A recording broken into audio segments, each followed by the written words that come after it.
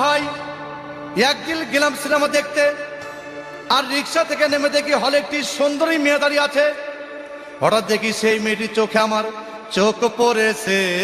হলে নাকি আর কন্ডিশন রয়েছে, আর এটি কাটলের মোড়ে একটা হল রয়েছে। হলে নাকি আর কন্ডিশন রয়েছে।